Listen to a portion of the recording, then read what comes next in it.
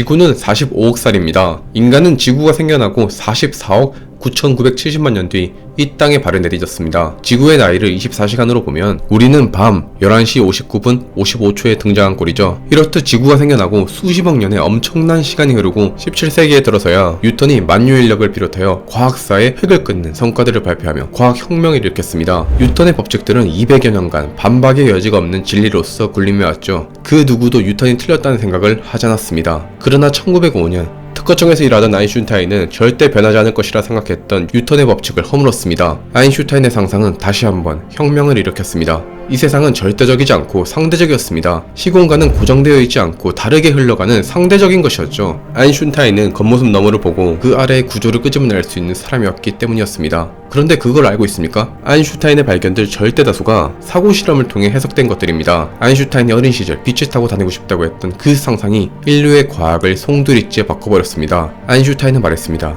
상상력은 지식보다 더 중요하다. 지식은 제한되어 있지만 상상력은 모든 것을 아우른다. 그렇다면 묻고 싶습니다.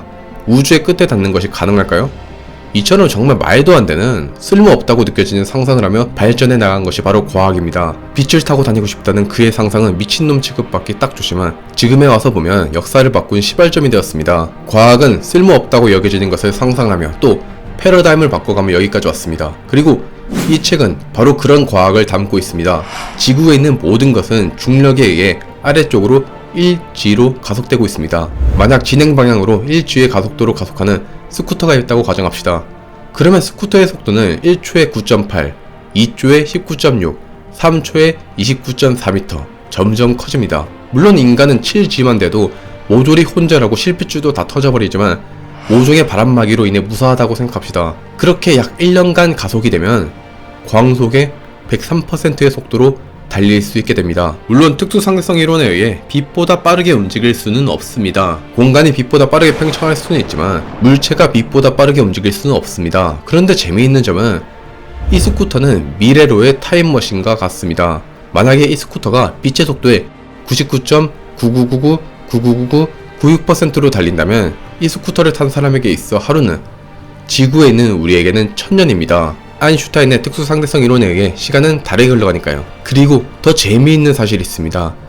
빛의 속도로 달리는 사람의 시간은 더 느리게 흘러가기 때문에 마치 빛보다 더 빠르게 이동하는 것처럼 보이게 됩니다. 왜냐면 그는 스쿠터를 타고 3년을 달렸지만 제3자인 우리가 보기에는 약 10년의 시간이 흘러간 꼴이거든요. 즉 그는 10광년을 이동한 것입니다. 공간이 수축한 겁니다. 그러면 이 속도로 우주의 끝에 닿을 수 있을까요? 안타깝지만 안됩니다. 왜냐면 스쿠터를 타는 사람의 시간은 매우 느리지만 우주의 나머지는 정상적으로 시간이 흘러가잖아요. 쉽게 생각해봅시다. 당신은 빛의 속도에 근접하게 20년을 달렸지만 당신을 제외한 우주는 수십억 살을 먹은 것입니다. 그리고 우주 역시 암흑 에너지로 인해 가속 팽창하고 있죠. 따라서 아무리 당신이 빠르게 가속하더라도 우주의 팽창은 당신보다 빠릅니다. 당신이 광속에 가까운 속도로 30년을 날아가면 우주는 100조 년이 흐른 뒤입니다. 긍정적인 점은 우주의 끝에 닿을 수는 없지만 과거에는 끝이었던 곳에 이를 수는 있다는 점이죠. 나사에서 로봇공학자로 일했던 랜들 몰로는 이렇게 말도 안 되는 상상들에 비전공자들도 쉽게 이해할 수 있는 평이한 언어로 과학을 말해줍니다. 집을 통째로 날려서 이사하려면 어떻게 해야 하는가? 주위에서 에너지를 잡아서 휴대전화를 어떻게 충전할 수 있는가? 시간의 흐름을 바꾸려면 어떻게 해야 하는가? 이런 내용이 말도 안 된다고 헛웃음 칠 수도 있습니다. 그러나 랜들 몰로는 재치 있는 언어로 아이디어를 제시하며 말하죠. 말이 안 돼 보이는 어떤 아이디어가 때로는 혁명적인 것으로 밝혀지기도 한다. 여러분, 발전 속도는 생각보다 빠릅니다.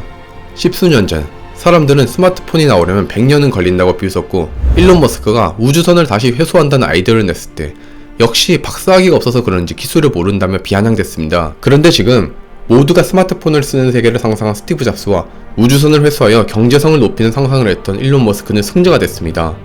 쓸데없는 아이디어를 계속 떠올려보세요. 사람들은 태양을 향해 날아갔다가 날개가 녹아준 이카루스를 보며 스스로의 한계를 규정합니다. 그러나 더 위험한 과학책의 저자 랜델 몰로는 말합니다. 나는 이카루스의 이야기가 인간의 한계를 말한다고 보지 않는다. 내가 보기에 이카루스의 이야기는 이카루스가 쓴 접착제 왁스의 한계다.